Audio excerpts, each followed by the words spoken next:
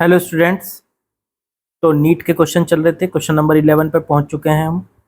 Chapter first हमारा चल रहा है इलेक्ट्रिक चार्जेस एंड फील्ड्स। तो नीट के जितने भी आए हुए क्वेश्चन हैं 36 ईयर के सारे हम करने वाले हैं। ये बिल्कुल मत सोचना कि जेई मेंस के बंद हो गए, नीट के आएंगे, फिर थोड़े टाइम के बाद कुछ चैप्टर्स नीट के होने के बाद फिर जेई मेन के करेंगे। लास्ट तक जेई मेन और नीट के सारे खत्म कर लेंगे। ठीक है, बहुत अच्छी प्रैक्टिस हो जाएगी आप लोगों की, चाहे आप जेई मेन के स्टूडेंट हो चाहे नीट के स्टूडेंट हो। दोनों तरीके के सवाल आपको लगाने हैं। ठीक, मैं बार बार इस बात को कह रहा हूँ, ध्यान से। ठीक है, चलो बढ़ते हैं जरा आगे सवाल पे, देखते हैं क्वेश्चन नंबर 11 में क्या बोला गया है। तो क्वेश्चन में कहा गया है बच्चा, ए sphere encloses an electric dipole with charge। ठीक है, चार्ज दिया है +-3 × 10⁻⁶। What is the total electric flux across the sphere? Zero. Option zero. कैसे? देखो एक बात बताओ, एक स्फीयर है, स्फीयर के अंदर एक रखा हुआ है डाइपोल। डाइपोल पे एक पे प्लस का क्यू चार्ज होता है, डाइपोल में दो चार्ज होते हैं, और एक माइनस क्यू चार्ज होता है। और अब ये बताना है कि इस स्फीयर से कितना फ्लक्स पास हो रहा है। ठीक है ना? तो भाई इससे निकलने वाला जो फ्लक्स होता है, या किसी भी बंद सरफेस से निकलने वाला जो फ्लक्स होता है, उसका फॉर्मूला होता है फाई बराबर क्यू नेट और बटे में एप्सिलॉन नॉट। क्यू नेट कितना है? प्लस का क्यू माइनस का क्यू। क्यू नेट का मतलब होता है इस सरफेस के अंदर टोटल कितना चार्ज बंद है। अब इसके अंदर तो दो चार्ज है, एक प्लस क्यू एक माइनस क्यू, तो plus Q minus Q. Q की वैल्यू दे क्या रखी है? देखो ये दे रखी क्यू की वैल्यू। प्लस का क्यू तो है प्लस का 3 × 10⁻⁶, माइनस का क्यू है -3 × 10⁻⁶, और बटे एप्सिलॉन। ये इससे कट गया तो ये आ गया जीरो। इसका मतलब हम ये कह सकते हैं कि इससे निकलने वाला जो फ्लक्स है वो जीरो है, क्योंकि इस सरफेस के अंदर जो बंद चार्ज है बच्चों वो जीरो। ठीक है, तो फ्लक्स भी आपका जीरो हो गया। ठीक, तो बिल्कुल आसान सवाल था ये, तो कुछ है ही, सीधे सीधे गॉस थ्योरम लग के आंसर आ रहा है। चलो आगे देखते हैं। चलिए बच्चों नेक्स्ट क्वेश्चन में आते हैं, क्वेश्चन नंबर 12। इसमें क्या बोला है इन्होंने? इसमें बोला है two parallel infinite line charge है। ये हो गया जी एक लाइन चार्ज, मतलब एक लाइन दूसरी लाइन दोनों आपस में पैरेलल है। एक पे तो प्लस का लैम्डा कूलाम पर मीटर का चार्ज है और दूसरी पर माइनस का लैम्डा कूलाम पर मीटर का चार्ज है। अब आपसे पूछा है कि इन दोनों के बीच की जो डिस्टेंस है वो 2r है। ओके, अब कहा है कि इन दोनों के बिल्कुल बीचों बीच फील्ड कितना होगा। तो बीचों बीच फील्ड होने का मतलब यहाँ से r डिस्टेंस पे और इधर से भी बच्चों r डिस्टेंस पे। ठीक, यहाँ पे फील्ड। अब आपको एक बात बताएं, प्लस में से तो फील्ड इधर निकलता है, तो देखो प्लस प्लस वाली लाइन की वजह से फील्ड इस तरफ होगा E1, और माइनस वाली लाइन में फील्ड अंदर जाता है, प्लस वाली में से फील्ड बाहर निकलता है। तो देखो प्लस वाली लाइन यहाँ थी, उसमें से फील्ड ऐसे बाहर जा रहा है, मतलब राइट की तरफ। अब माइनस वाली जो लाइन होती है, ये माइनस वाला जो चार्ज होता है, अब इस पे पूरी पे माइनस चार्ज है, ये वाली लाइन है, तो इसमें फील्ड किस तरफ जाएगा? इसमें अंदर की तरफ जाएगा, तो वो हो गया E2। अब दोनों की डायरेक्शन, दोनों की दिशा एक ही है, E1 और E2 की एक ही डायरेक्शन में जा रहे हैं। प्लस वाली जो ये वाली लाइन थी, इसमें से तो फील्ड बाहर निकला राइट की तरफ, और जो माइनस वाली लाइन है उसमें फील्ड जा रहा है अंदर की तरफ, वो भी राइट की तरफ। तो दोनों को अगर ऐड कर दे तो टोटल फील्ड आ जाएगा ई टोटल, वो आ जाएगा बच्चों E1 प्लस E2।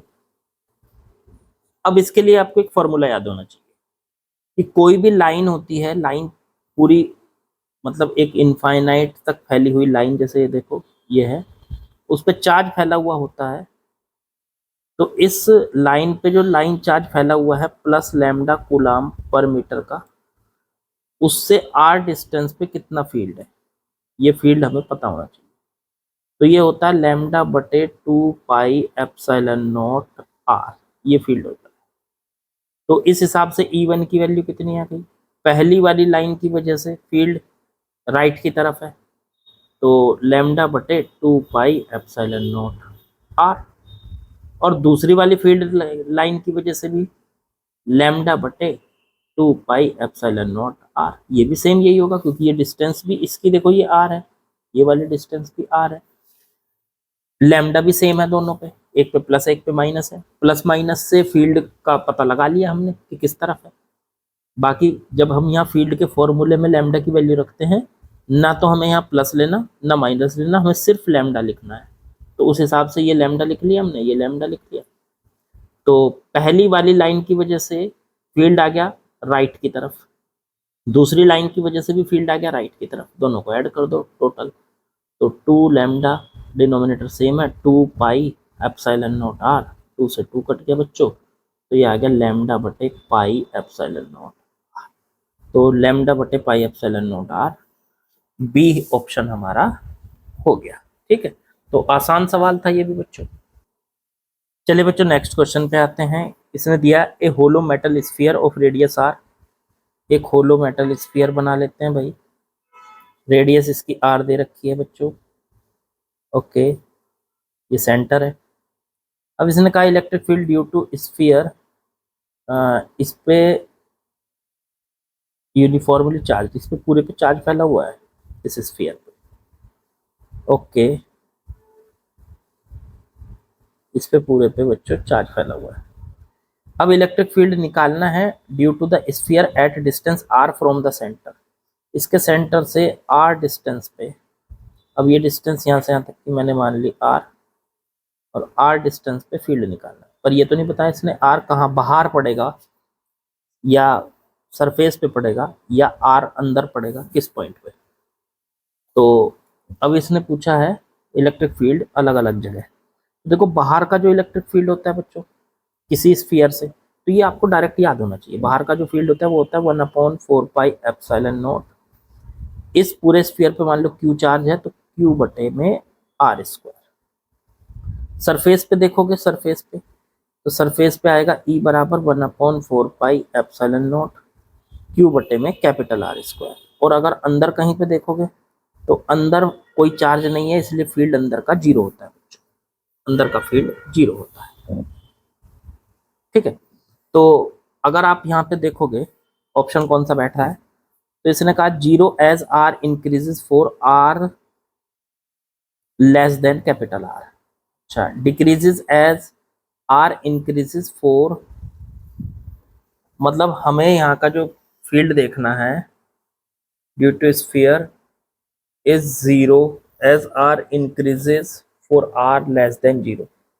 मतलब आर लेस देन जीरो का मतलब सिर्फ अंदर की बात हो रही है।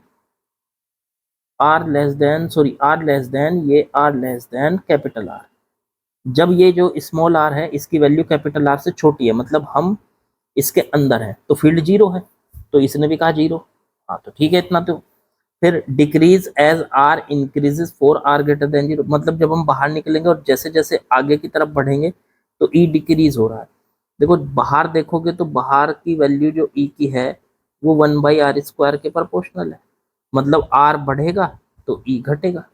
ठीक है, तो इस हिसाब से पहला ऑप्शन हमारा करेक्ट बैठ रहा है। अब जीरो एज इंक्रीजेस इंक्रीजेस, दूसरा तो बैठ नहीं रहा क्योंकि वो बाहर कह रहा है इंक्रीज हो रहा है। इसमें ऐसा होता है, देखो अंदर का तो जीरो है और जो बाहर का है वो जैसे जैसे फील्ड आपका जैसे जैसे आर बढ़ रहा है वैसे वैसे ई घट रहा है, इसका मतलब डिक्रीज होता है बाहर। तो बाहर ई जो है वो डिक्रीज हो रहा है, ठीक है ना, और अंदर जो ई है वो जीरो है बच्चों। ठीक है, तो ऑप्शन ए ही बैठ गया हमारा। तो बच्चों सी में दिया है डिक्रीज एज आर इंक्रीज, ये भी नहीं होगा। बाहर डिक्रीज नहीं हो रहा है, अंदर तो जीरो ही है लेकिन बाहर भी डिक्रीज, बाहर डिक्रीज तो होता है लेकिन decrease as r increase for are less than zero. R less than zero का मतलब इस जो स्फेरिकल सरफेस दे रखी उसके अंदर जैसे जैसे आर को बढ़ाएंगे वैसे वैसे फील्ड डिक्रीज होगा, तो ऐसा हो ही नहीं रहा है क्योंकि अंदर तो फील्ड जीरो है, तो ये भी नहीं हो सकता थर्ड वाला। फिर फोर्थ वाला increase as r increase for are less than zero, फिर से वही बात हो गई कि जब इसके अंदर देखेंगे हम इस पूरे सरफेस के अंदर, तो अंदर का फील्ड 0 है, ना इंक्रीज हो रहा ना डिक्रीज हो रहा। इसमें सी ऑप्शन में कह रहा डिक्रीज हो रहा, डी ऑप्शन में कह रहा इंक्रीज, ना तो ये हो रहा नहीं हो रहा, तो बस ऑप्शन ए ही करेक्ट हो गया बच्चों हमारा। ठीक है, आसान सवाल था ये भी। चलो आगे बढ़ते हैं। चलिए बच्चों, नेक्स्ट क्वेश्चन 2018 का क्वेश्चन है नीट का, और इसको देखते हैं इसमें क्या कहा है। तो इसमें बोला है इसने, एक electron an electron falls from rest through a vertical distance h। देखो जी, एक वर्टिकल डिस्टेंस है h और एक इलेक्ट्रॉन को यहाँ से हमने फॉल कर दिया, छोड़ दिया। ठीक है, तो अब ये इलेक्ट्रिक फील्ड ऊपर की तरफ लगा हुआ है, इस पे इलेक्ट्रिक फील्ड लगा हुआ है ऊपर की तरफ। देखो, अगर इस पे इलेक्ट्रिक फील्ड ऊपर की तरफ लगेगा तो इलेक्ट्रॉन पे जो फोर्स लगेगा वो नीचे की तरफ लगेगा, कितना, E इंटू कैपिटल। याद रखो, फील्ड के अपोजिट लगता है माइनस चार्ज पे जो फोर्स लगता है, तो इलेक्ट्रॉन पे तो माइनस चार्ज है, तो उस पर जो फोर्स लगेगा वो इलेक्ट्रिक फील्ड के अपोजिट लगेगा, नीचे की तरफ। तो अब इसको यहाँ से यहाँ तक पहुँचने में कितना वक्त लगेगा, टाइम। इन्होंने कहा था the proton is same vertical, हाँ टाइम की बात है, तो यहाँ से यहाँ तक का टाइम निकाल लेते हैं। कैसे निकाल सकते हो आप? तो सर सिंपल सी बात है, इसको मास से डिवाइड कर दो, ये आ गया इसका एक्सेलरेशन। तो एक्सेलरेशन नीचे की तरफ जाते हुए इसका जो एक्सेलरेशन से हम इसका टाइम निकाल सकते हैं। तो किस तरह से निकाल सकते हैं? इक्वेशन लगा के। इक्वेशन कौन सी? Second equation, s is equal to U T plus half A T square. जब ये देखो ऊपर से शुरू कर रहा तो शुरुआत में इसकी स्पीड 0 है, 0। s इसका डिस्प्लेसमेंट कितना है? h प्लस हाफ ए की वैल्यू e कैपिटल E बटे m और इनटू में बच्चों टी स्क्वायर। टी की वैल्यू आ गई यहाँ से, ये सॉल्व करके टी की वैल्यू आ गई, T1 कह दो इसको, T1। तो ये आ गए 2HM और बटे में E इंटू में E और पूरे का अंडर रूट। चेक करो जरा, यही बैठ रही क्या? 2HM और बटे में E इंटू E, बिल्कुल सही, और पूरे का अंडर रूट। ये आ गया इलेक्ट्रॉन का ऊपर से नीचे h हाइट तक गिरने का टाइम। अब इन्होंने कहा है कि अब हम ये जो इलेक्ट्रिक फील्ड है इसको तो कर देते हैं रिवर्स, उल्टी दिशा में, उल्टी डायरेक्शन, नीचे की तरफ कर दिए, और इलेक्ट्रॉन की जगह छोड़ते हैं प्रोटॉन को, बिल्कुल उसी हाइट से। अब इसकी जगह प्रोटॉन है ये यहाँ प्लस, तो प्रोटॉन को यहाँ से यहाँ तक गिरने में कितना समय लगेगा वो मान लो T2। तो फिर से वही, प्रोटॉन पे नीचे की तरफ फोर्स लगेगा, प्रोटॉन पे पॉजिटिव चार्ज होता है और पॉजिटिव चार्ज पे जो फोर्स लगता है वो इलेक्ट्रिक फील्ड की डायरेक्शन में लगता है, तो वही लगेगा E इंटू ई। अच्छा, इस बार m से डिवाइड करो, इस बार मास किसका है? प्रोटॉन का, तो इसको मैं कह देता हूं m डैश, प्रोटॉन का मास। चलो इसका टाइम निकालेंगे तो क्या सेम बिल्कुल इसी तरह से आएगा, T2 यहाँ से यहाँ तक का सेम यही इक्वेशन लगेगी, बस m की जगह m डैश आ जाएगा, 2HM डैश और बटे में E इंटू ई। ठीक, देखो आप T1 में और T2 में कंपैरिजन करो, 2 इसमें भी है, 2 इसमें भी है, H इसमें भी है, H इसमें भी है, E इसमें भी है, E इसमें भी है, E कैपिटल E इसमें कैपिटल। तो दोनों में फर्क बस कहाँ है? ऊपर वाले टाइम में तो m है और नीचे वाले टाइम में m डैश है। इसका मतलब ये जो टाइम है वो m के प्रोपोर्शनल सा दिखाई दे रहा है, ऐसे दिखाई दे रहा है कि जैसे जिसका m बड़ा होगा उसका टाइम भी बड़ा होगा। तो मास किसका ज्यादा होता है बच्चों? तो मास होता है सर प्रोटॉन का ज्यादा, प्रोटॉन है ना दूसरे में, तो प्रोटॉन का मास ज्यादा होता है, तो m डैश बड़ा है m से, तो जब इसका मास बड़ा होगा तो इसका टाइम भी नीचे आने का बड़ा होगा, तो T2 बड़ा होगा T1 से। अब देखो यहां से इसको चेक कर लो। अब इसने कहा कि 10 time greater, 5 time greater, smaller. देखो टाइम ग्रेटर है या कितना है ये तो पता नहीं चल पा रहा, क्योंकि m और m डैश का रेशो करना पड़ेगा। तो रेशो करके जब आप इनको आपस में रेशो कर सकते हो, रेशो कर लो, चाहे आप इसको T1 बटे T2 दोनों को डिवाइड कर लो आपस में, तो ये सब कट जाएंगे, 2 से 2 कट जाएगा, S से H कट जाएगा, E से E कट जाएगा, E कैपिटल E से कैपिटल E कट जाएगा, m बटे में m डैश आ जाएगा और पूरे का अंडर रूट। m क्या है? m है इलेक्ट्रॉन का मास, वो तो होता है 9 इंटू 9.1 इंटू 10⁻31 और बटे में m डैश का मास, तो ये होता है 6.7 इंटू 10⁻27। यही तो होता था, यही होता होगा। चलो, तो ये अंडर रूट में करीब करीब ये हो गया आपके पास। अब यहां से अगर हम इसको समझे तो ये 10 टाइम्स तो हमें दिखाई नहीं दे रहा, ना तो ये ऑप्शन बैठ रहा ना ये ऑप्शन बैठ रहा। अब स्मॉलर है या इक्वल, इक्वल भी नहीं है, तो वही स्मॉलर ही होगा। चेक कर लो चलो स्मॉलर है कि नहीं। तो अब इसने कहा कि ये स्मॉलर है। कौन सा स्मॉलर है, देखो दोबारा पढ़ो। The direction of electric field now reversed, proton is allowed to fall through same vertical distance, time fall of the electron, electron के गिरने का टाइम कंपैरिजन टू प्रोटॉन। तो प्रोटॉन के गिरने का टाइम आया था t2, इलेक्ट्रॉन के गिरने का टाइम t1। तो t1 t2 से क्या है, अब यहाँ पे देखेंगे तो t1 t2 से छोटा है, स्मॉलर है, तो इसलिए हमारा ऑप्शन सी करेक्ट होगा बच्चों। तो आसान सा सवाल था, कुछ नहीं है, ये बच्चा सवाल है बिल्कुल, ठीक है। तो आसानी से हम इसको कर सकते हैं। चलिए बच्चों नेक्स्ट क्वेश्चन में आते हैं। क्वेश्चन में क्या दिया है जरा समझते हैं। Suppose the charge of A proton and an electron differ slightly. मतलब ये बात सपोज करो कि प्रोटॉन और इलेक्ट्रॉन के ऊपर जो चार्ज है वो अलग अलग है। वैसे तो हमें पता है कि प्रोटॉन के ऊपर और प्लस का ई चार्ज होता है और इलेक्ट्रॉन के ऊपर माइनस का, लेकिन इन्होंने कहा है कि ऐसा मान लो कि उनमें से एक पर तो चार्ज माइनस ई है और एक पर प्लस ई प्लस डेल्टा ई है।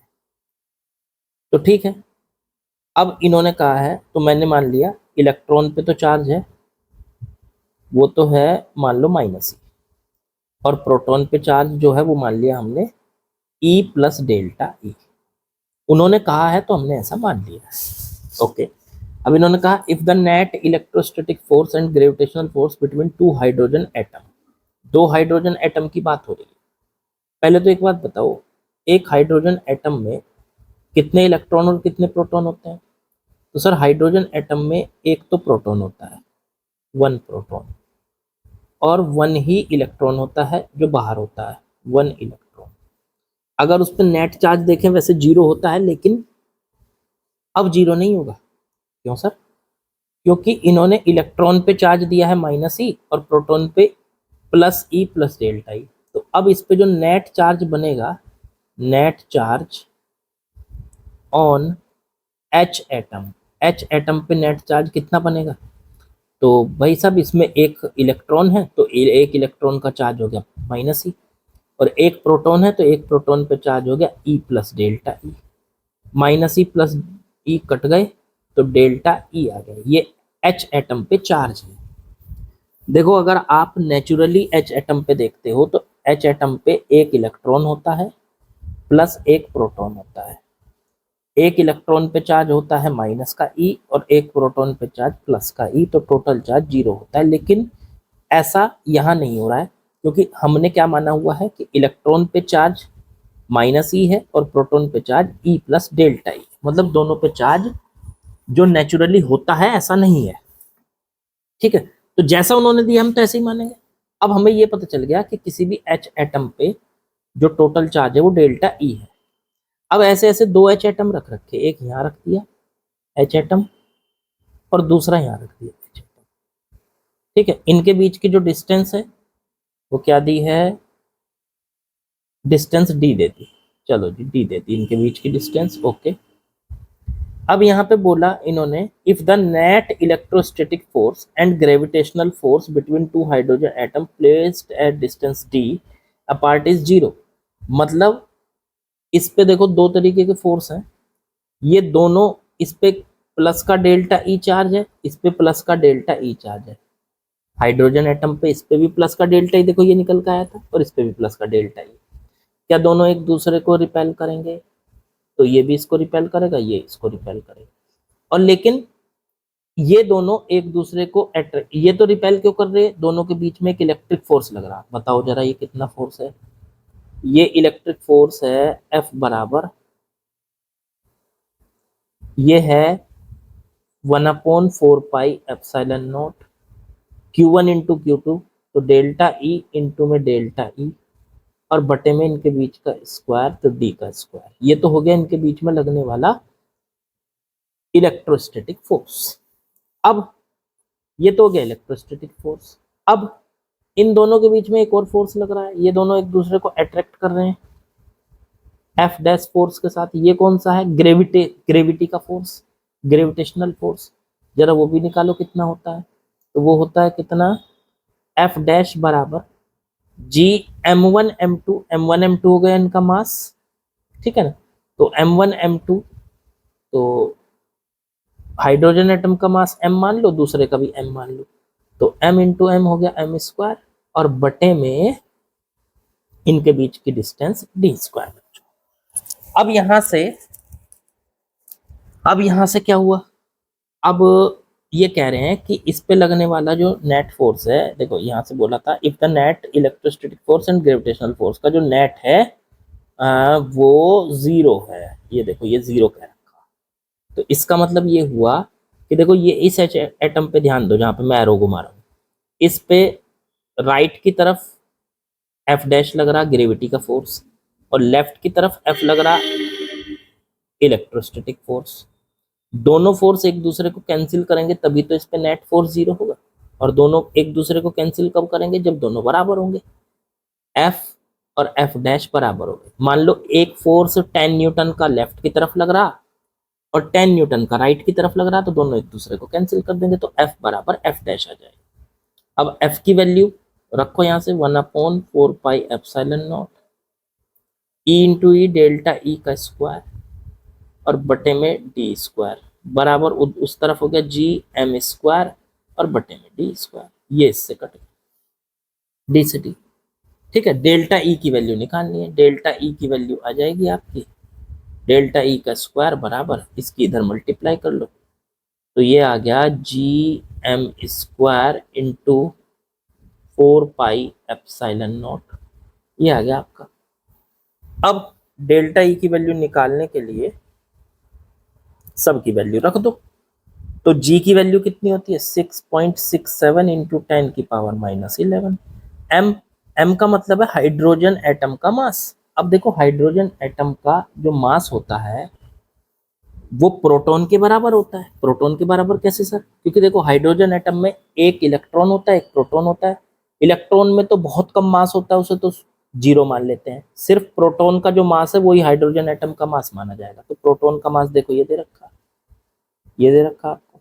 तो ये प्रोटॉन का मास कितना है? 1.67 और इंटू 10⁻27 बच्चों, इसका होल स्क्वायर और m का स्क्वायर और बटे में 1/4πε0 की वैल्यू 9 इंटू 10⁻9 होती है, वो बटे में आ जाएगी क्योंकि ये 4πε0 है। देखो 1/4πε0 की वैल्यू तो होती है बच्चों 9 इंटू 10⁻9 और 4πε0 की वैल्यू होती है 1/9 इंटू 10⁻9। तो 1 में 9 इंटू 10⁻9। इसे सॉल्व करो। इसे सॉल्व करके देखो, यहाँ से इधर से स्क्वायर हटाओ, पूरे पर अंडर रूट आ जाएगा। देखो इधर का स्क्वायर हटा दो ये, तो ये डेल्टा ई की वैल्यू आ गई बच्चों। अब ये डेल्टा ई की जो वैल्यू आई है ये कितनी आई है? तो ऑप्शन के हिसाब से मैच करा लो और इसको देख लो बच्चों कि ये कितनी बैठ रही है। तो ये बैटरी है 1.437 इंटू 10⁻−37, इतने कूलम बैटरी है 4.37। तो ये किस ऑर्डर की बैटरी है? ऑर्डर अगर निकाले, ऑर्डर आपको याद होगा कैसे निकालते थे। देखो यहाँ पे नंबर, देखो यहाँ पे नंबर, अगर यहाँ नंबर जो है जिस पे मैं देखो एरो घुमा रहा हूँ ये, अगर ये नंबर 5 से बड़ा है तो फिर तो उसकी जगह 10 लिखना है। देखो ये नंबर जो है ना, अगर 0 से लेके 5 के बीच में है तो फिर इसकी जगह लिख दो 1। अब देखो ये 1.437 है तो ये 0 से 5 के बीच में है तो इसकी जगह लिख दो अकेले 1 और इंटू 10⁻−37। तो ये इसका ऑर्डर आ गया 10⁻−37 सीधे सीधे। और अगर ये जो है 5 से बड़ा होता तो फिर इसकी जगह लिखते हम 10। ये ऑर्डर निकालने का तरीका होता है बच्चों। देखो मैं आपको एक बताऊं, एक एग्जांपल देके, जैसे कहीं पे लिखा हुआ है 6.3 इंटू 10⁻3, तो ये नंबर देखो ये क्या है? ये नंबर 5 के और 10 के बीच में, तो इसे सीधे 10 लिखो और इंटू 10⁻3, तो ऑर्डर हो गया 10⁻4। लेकिन अगर ये 6.3 की जगह होता मान लो 2.3 इंटू 10⁻3, तो ये नंबर देखो 5 से छोटा है। जब ये 5 से छोटा है तो इसको लिखते हैं फिर 1, तो 1 इंटू 10⁻3 और तब ऑर्डर हो जाता है 10⁻3। तो ये ध्यान रखना ऑर्डर कैसे निकालते हैं। तो ऑर्डर कैसे निकाला हमने, 10⁻−37, तो हमारा आंसर आ गया बच्चों सी। तो आसान सवाल था, कोई ज्यादा मुश्किल नहीं था। आज की वीडियो बच्चों यहीं खत्म करते हैं। लाइक शेयर सब्सक्राइब, और मैंने आप लोगों को बताना भूल गया मैं आपको कि ये जो भी क्वेश्चन सब कराए जा रहे हैं वो सारे के सारे नए सिलेबस पर बेस्ड है। पता नहीं मैंने शुरू में बताया था कि नहीं, मेरे याद नहीं, लेकिन जो कहा है वो लाइक शेयर सब्सक्राइब वो कर दिया करो यार, ठीक है। चलो अगली वीडियो में मिलते हैं बच्चों।